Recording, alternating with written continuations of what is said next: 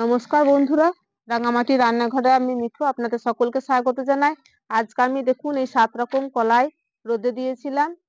তো কলাইগুলো সব বেছে নিচ্ছি। এই কলাইগুলো দিয়ে সরস্বতী পুজোতে সিজানো হবে। সিজানো বা কলাই সিদ্ধ যেটা সরস্বতী পুজোর দিন করে সেটাই করব। তাই কলাইগুলো রোদে দিয়ে একটু বেছে ঝেড়ে পরিষ্কার করে নিচ্ছি। সরস্বতী পুজো মানেই তো আনন্দ, কলাই সিদ্ধ খাওয়া, বাসি ভাত, যাই হোক অনেক কিছুই রান্না বান্না হবে। সবই আপনারা দেখতে পাবেন, পুরো ভিডিওটা দেখবেন।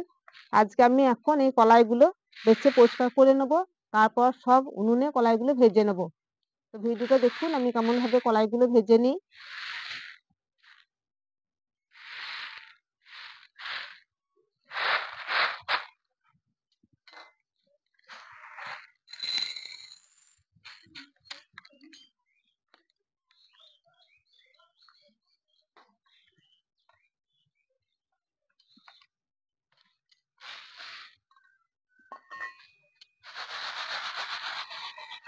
এটা কি কলাই? এটা কালো কলাই বলে। এইগুলো আমি একবার কুলো দিয়ে পাছুরে পরিষ্কার করে তারপরে রোদে দিয়েছিলাম।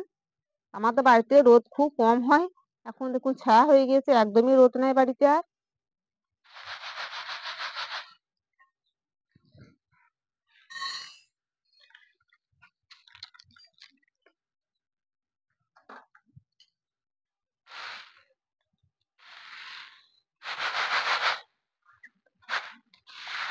এটা দেখুন অরহর কলাই, এর সঙ্গে দেখুন আবার গম মিশিয়ে আছে। গম, মাটি, অনেক কিছু মিশিয়ে আছে। আমি অনেকটাই পরিষ্কার করে তারপরে রোদে দিয়েছিলাম।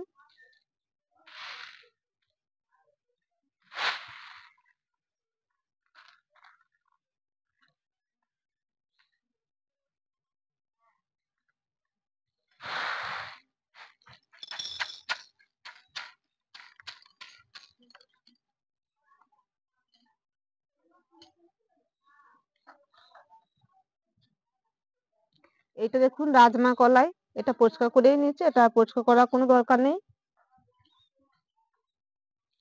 এটা হলো সোনামুগের ডাল, ডাল নয় এটা সোনামুগ কলাই।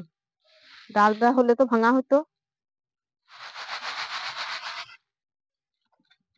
এটা পরিষ্কার কলাই, এটা বাছাবাছি কিছু নেই।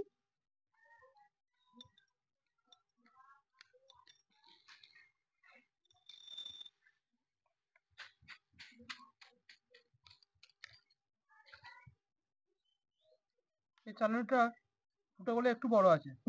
কলাইগুলো বেরিয়ে যাচ্ছে, ছোট কলাই তো। আর নিয়েছি দেখুন অল্প চারটি ধান। এই ধানটা দিয়ে সরস্বতী পুজোর সময় ষষ্ঠীর দিন আমাদের কাজে লাগবে। খই ভেজে নেবো ধানটা।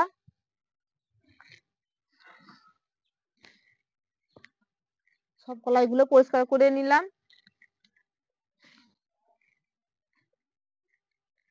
সরস্বতী পুজোর পর দিন ষষ্ঠীর দিন লাগবে খই। আর দেখুন অল্প চারটি কড় করে ভাজবো আমি। এই চাল নিয়েছি, ভাজানো চাল, অল্প একটু কুসুম, হলুদ, লবণ। আমি এটা কড় করে ভেজে নেব। কুসুমে একটু মাটি আছে, বেছে নিই।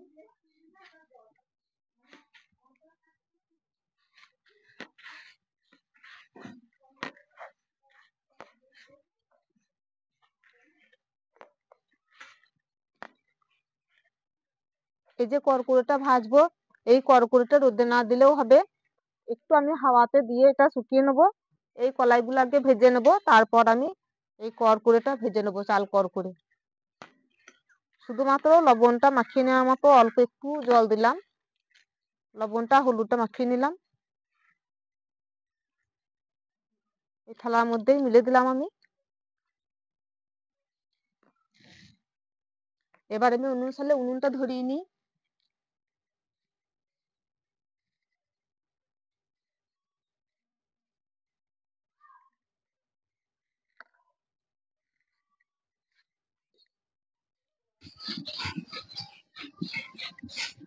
দেখুন লোহার কড়াই বসিয়ে দিয়েছি, তার সঙ্গে আমি পরিষ্কার ধোয়া বালি দিয়ে দিয়েছি। বালিটা গরম হয়েছে কিনা দেখে নেবো এবার অল্প একটু দিয়ে।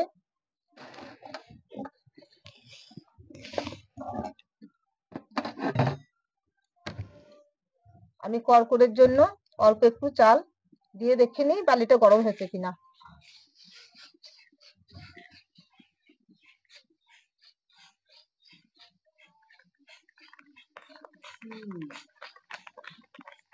দেখুন বালি গরম হয়ে গেছে, কত সুন্দর কড়কড়ে মুড়িগুলো বেরিয়ে যাচ্ছে।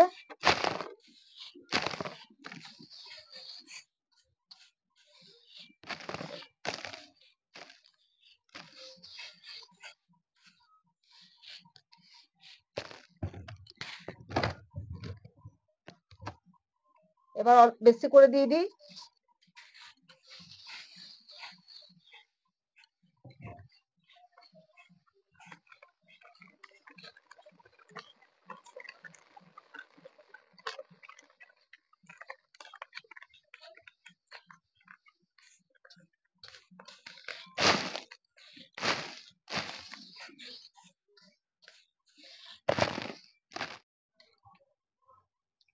আবার এক মুঠো চাল দিয়ে দিচ্ছি।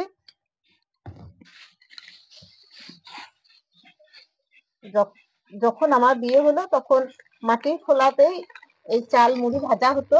আমিও মুড়ি ভেজেছি খোলাতে, মাটির খোলাতে। তো মাটির খোলাতে এখন আমি নিতে পারবো না, কারণ এই সরস্বতী পুজোর জন্য নতুন খোলা কাঁচা কাপড়ে মাথায় চান করে এই কড়কড়ে বা কলাই ভাজতে হয় সরস্বতী পুজোর জন্য।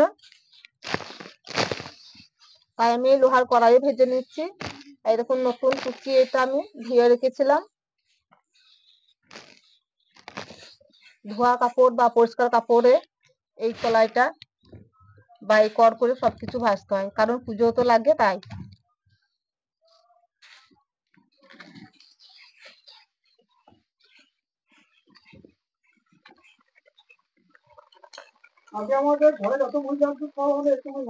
বাড়িতেই ভাজা হতো। আমাদেরকে মুড়ি ভাজার লোকও ছিল। তারপর আমি যখন শিখলাম তখন আমি নিজেই মুড়ি ভাজতাম। এখন মুড়ির চাল শুকিয়ে মেশিনে ভাজিয়ে নিয়ে আসা হয়, সব কাজ একা সম্ভব নয়। তাই এই এখন একবার বাড়িতে এরকম ভাবে সরস্বতী পুজোর সময় ভেজে নিই কলাই কড়কড়ে এসব, আর ভাজি একবার পৌষ সংক্রান্তিতে, তখন আমাদের ওই কড়কড়েটা লাগে, চাল ভাজা লাগে।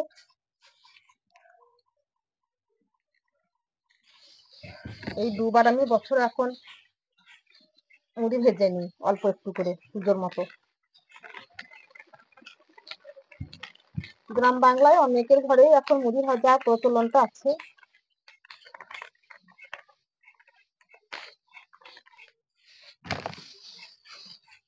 এই হলুদ মাখা মুড়িতে বেশি রোদ দিলে হলুদের রংটা চলে যায়, থাকে না। তাই সঙ্গে সঙ্গে এই মুড়িতে চালে লবণ মাখিয়ে হলুদ মাখিয়ে হালকা একটু রোদ দিলেও চলে, না দিলেও চলে, তাহলে এই হলুদ কালারটা থেকে যায়। আর কড়কড়েটা খেতেও খুব ভালো লাগে।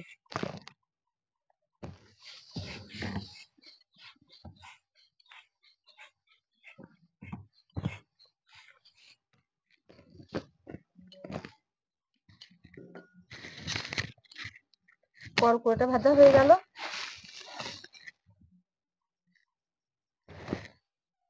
এবার আমি এরকম চালা দিয়ে আমি চেলে নেবো বালিগুলো।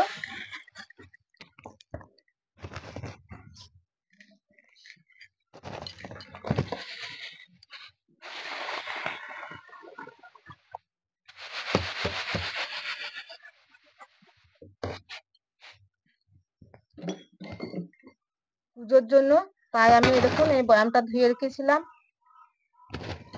এবার আমি একবারে এতেই রেখে দেবো।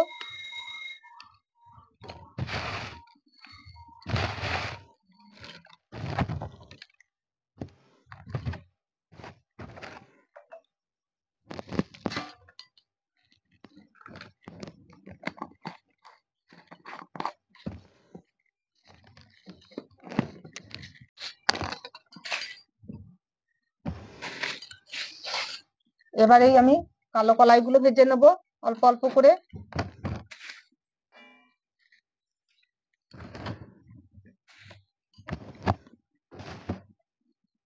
এক মুঠো করেই ভাজবো অল্প অল্প করে। দেখুন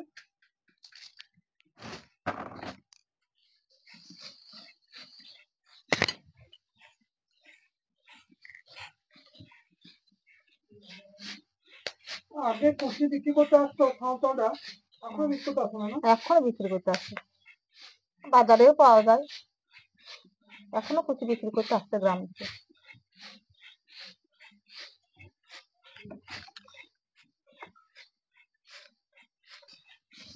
বন্ধুরা, আপনাদের এই ভিডিওটা কেমন লাগছে অবশ্যই কমেন্ট করে জানাবেন, আর এই ভিডিওটা লাইক শেয়ার করে দেবেন।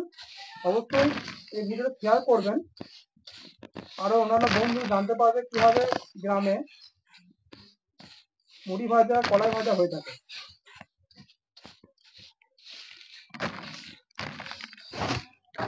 কালো কলাই গুলো ভাজা হয়ে গেল, এবার ছোলা কলাই ভেজে নেবো।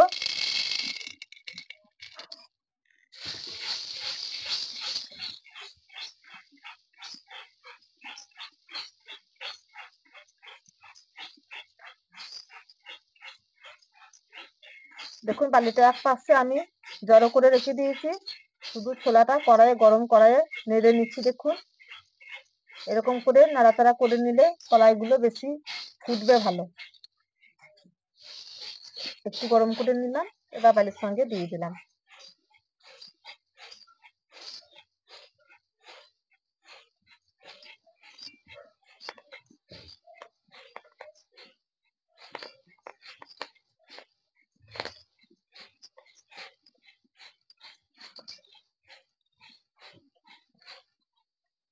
খুব সুন্দর ফুটেছে, এবার তুলে নিই।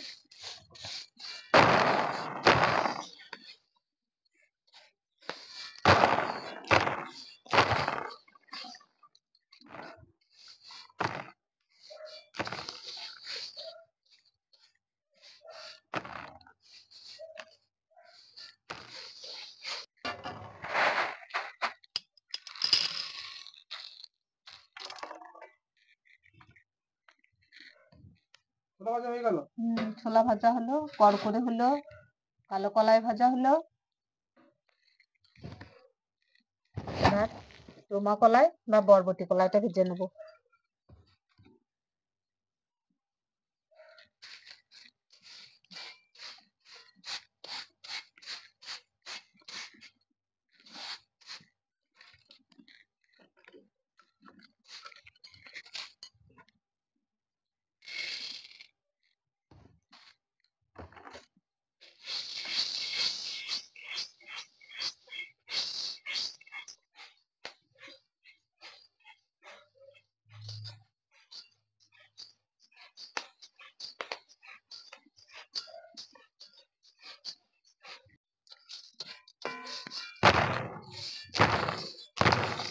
ভাজা হয়ে গেল।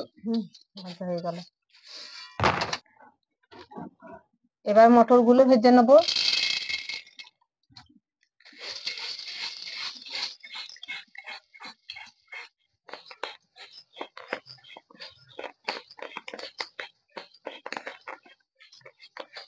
মটর কলাই ফুটতে শুরু করে দিয়েছে,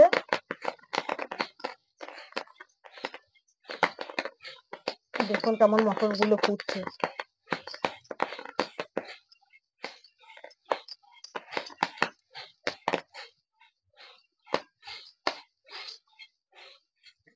ফুটে গিয়েছে, এবার তুলে নিয়ে ভাজা হয়ে গেল।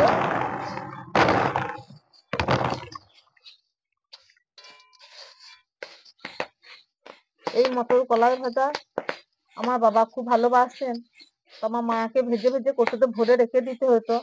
আমার বাবা যে ঘরে শুয়ে থাকতেন সেই ঘরের একটা কুলুঙ্গি ছিল, তো সেই কুলুঙ্গির মধ্যে কৌটোতে ভরে কলাই রেখে দিত আমার মা। আমার বাবা 70 বছর বয়সে দাঁত ছিল, সব দাঁতই একটাও দাঁত পড়ে যায়নি। আমার বাবা এই মটর ভাজা খেতে খুব ভালোবাসতেন।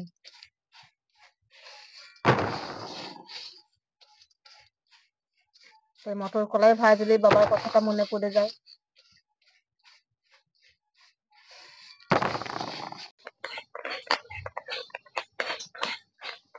এবার আমি সোনামুগ কলাই গুলো ভাজছি, খুব সুন্দর ফুটছে দেখুন। ভাজা হয়ে গেলে এবার তুলে নেবো।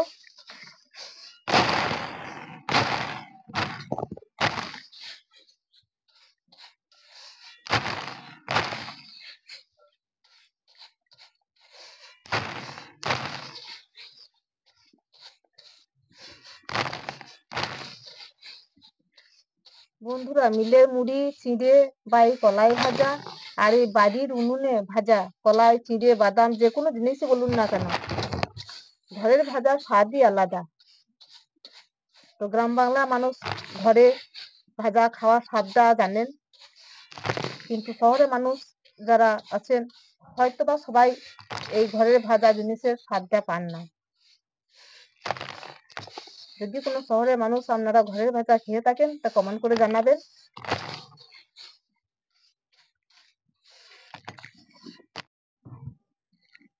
এবার রাজমা কলাইগুলো ভেজে নেবো।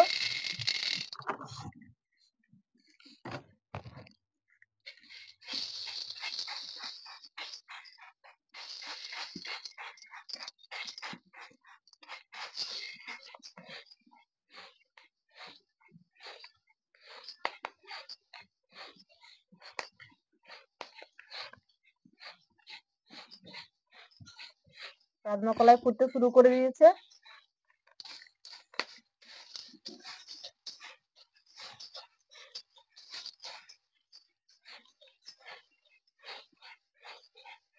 এবার তুলে নিই, ভাজা হয়ে গিয়েছে কলাইগুলো।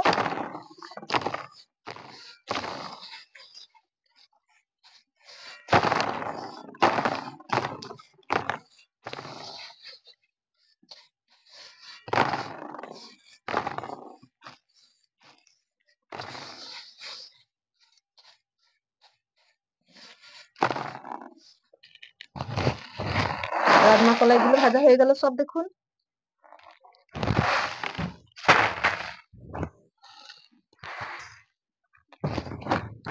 আমি একদম বালিগুলো চেলে নিচ্ছি। সব কলাই আমি ভাজার সঙ্গে সঙ্গে একবারে পরিষ্কার করে নিচ্ছি এরকম করে চালনা দিয়ে।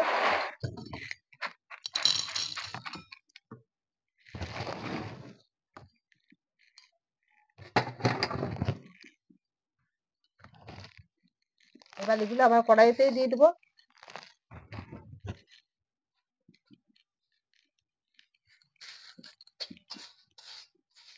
কড়াইয়ের যে খোসা বা নোংরা আছে সেই দানাগুলো আমি তুলে ফেলে দেবো, মোটা বালির দানাগুলো বা ছোট ছোট যে কলাইগুলো পড়ে আছে। আগে যে ছোট কড়াইগুলো ভেজেছি সেগুলো একটু পরিষ্কার করে তুলে ফেলে দিচ্ছি।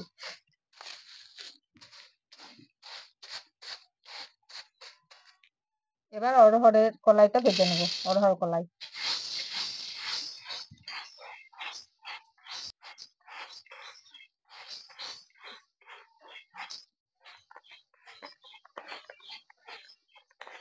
অরহর কলাই কত সুন্দর ফুটছে, শুনতে পাচ্ছেন আপনারা? ছোট কলাই শব্দটাও আস্তে আস্তে হচ্ছে। ভাজা হয়ে গেছে, এবার তুলে নিই।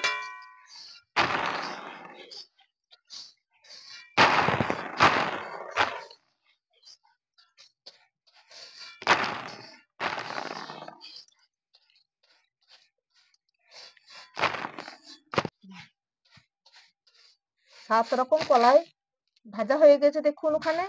এবার আমি ধান ভেজে খই করে নেব। দেখুন আমি কেমন করে ধানগুলো ভাজবো। এবার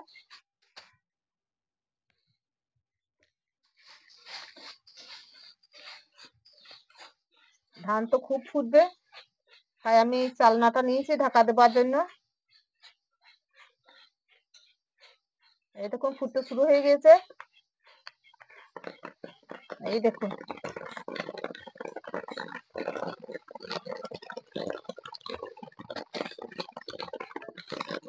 ঢাকা না দিলে সব খই পালিয়ে যাবে।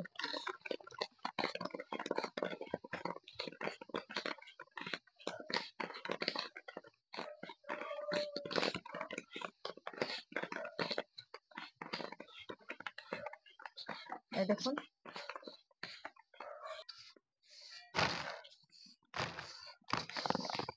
খুব সুন্দর খইগুলো হয়েছে, কত বড় বড় খই হয়েছে দেখুন।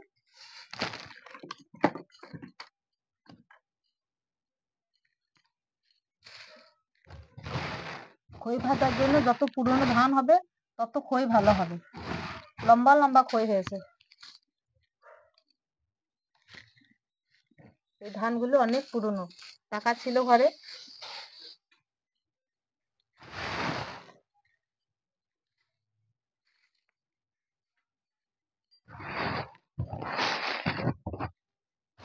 খইগুলো সব ভেজে নিয়েছি।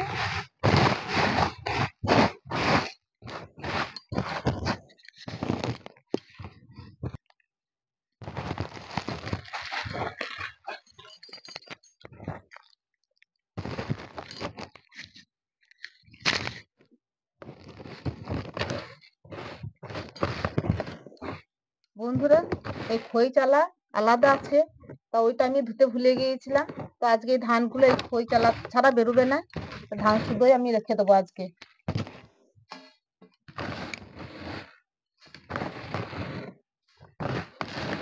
কারণ পুজোর জন্য সবকিছু ধুয়েই রেখেছিলাম, কিন্তু খই চালাটা ধুতে ভুলে গিয়েছি।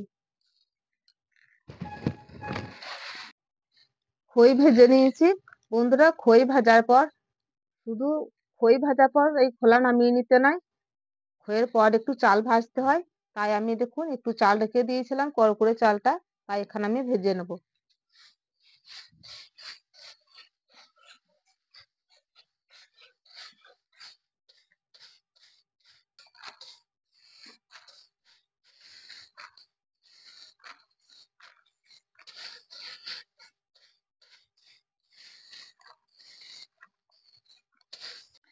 দেখুন বন্ধুরা, সরস্বতী পুজোর দিন যে সিজন হবে, সেই সিজনের জন্য 7 রকম কলাই আমি ভেজে নিয়েছি। আপনারা সম্পূর্ণ দেখলেন কলাই ভাজা। আর এই সরস্বতী পুজোর দিন আবার নানা রকম সবজি দিয়ে এই কলাইগুলো সিদ্ধ হবে বা সিজনও করা হবে। আর এই যে কড়কুড়ে আছে, কড়কুড়ে মুড়ি আর খই, সরস্বতী পুজোর পর দিন যে ষষ্ঠী পুজো হবে, ষষ্ঠী পুজোতে আমাদের এই কড়কুড়ে আর খইটা লাগবে। আর লাগবে এই কলাই সিজনও থাকবে, সে সিজনও বাসি কলাইটা আমাদের এই ষষ্ঠী দিনে লাগবে পুজোতে। আপনারা যেন পুরো ভিডিওটা দেখবেন সরস্বতী পুজোর দিন, তাহলে বুঝতে পারবেন যে গ্রাম অঞ্চলে কেমন ভাবে এই সরস্বতী পুজো পালন করা হয়, সিজনও পালন করা হয়, বা ষষ্ঠী পুজোর দিন কিভাবে পালন করা হয়। আপনারা যেন পুরো ভিডিওটা দেখবেন। আর আপনাদের এই কলাই ভাজা দেখতে ভালো লাগলো কিনা সেটা কমেন্ট করে জানাবেন। লাইক শেয়ার করে দেবেন, অবশ্যই একটা সাবস্ক্রাইব করে দেবেন। নমস্কার।